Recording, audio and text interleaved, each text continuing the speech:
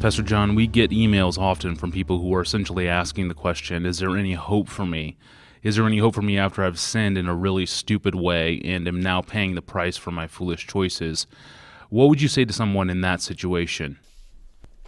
Tony, Psalm 107 has been, over the years, a huge encouragement to me in my own wrestling with a sense of failure at times and wondering, is there a future for ministry or even of faith? And probably as much as any other psalm, Psalm 107 has been the one that has made it possible for me to reach out and rescue, I think, some folks who feel like there's just no hope for them. They've sinned too many times, or they've sinned in too horrible a way for God to have any future for them. So let me just share with you, or the folks that might be in that condition, what I meditated on yesterday. I was reading through the Psalms again and came to Psalm 107, which begins, "Oh, give thanks to the Lord, for he is good, for his steadfast love endures forever." And that's the refrain that comes again and again. The psalm ends,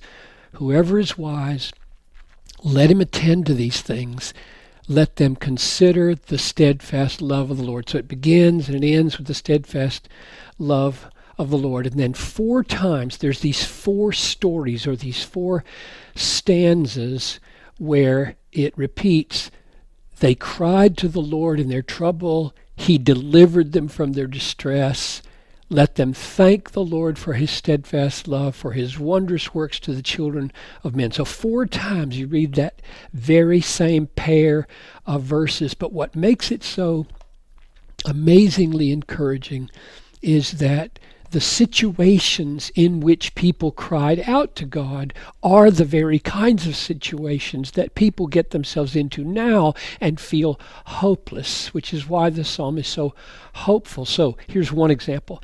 Some sat in darkness and in the shadow of death, prisoners in affliction and irons, for they had rebelled against the words of God and spurned his counsel. And I could just hear hundreds of people saying, I've spurned God's counsel. I knew it was right and I threw it away. And that's exactly what these people are doing. And so you tend to say, well, there's no hope for them. And the next thing you read is, they cried to the Lord in their trouble and he delivered them from all their distress. Or another one was, later on, it says, some were fools through sinful ways. Because of their iniquities, they suffered affliction. They loathed any kind of food, and they drew near to the gates of death. So these are people who, because they've acted so stupidly, they've got AIDS.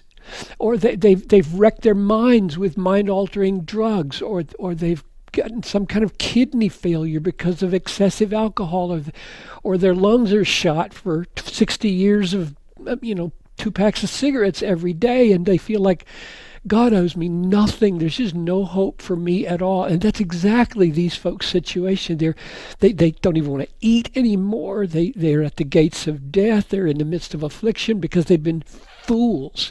And yet they cried to the Lord in their trouble. He delivered them from all their distresses. And therefore, the hope that this psalm brings to people who feel like there's just no hope is incredible. You get to the end of the psalm, and it says he turns rivers into a desert. That's bad. And he turns desert into pools of water. That's good. Then it says he pours contempt on princes. That's bad.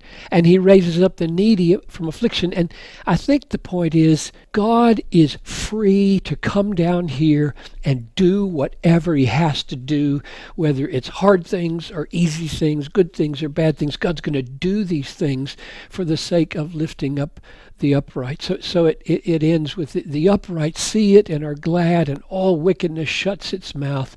Whoever is wise, and this is what I'd say, Tony, to whoever is listening, whoever is wise, let him attend to these things.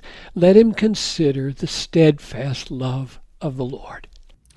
Thank you, Pastor John, and thank you for listening to this podcast. Please email your questions to us at askpastorjohn@desiringgod.org. At desiringgod.org, you will find thousands of free books, articles, sermons, and other resources from John Piper. I'm your host, Tony Reinke. Thanks for listening.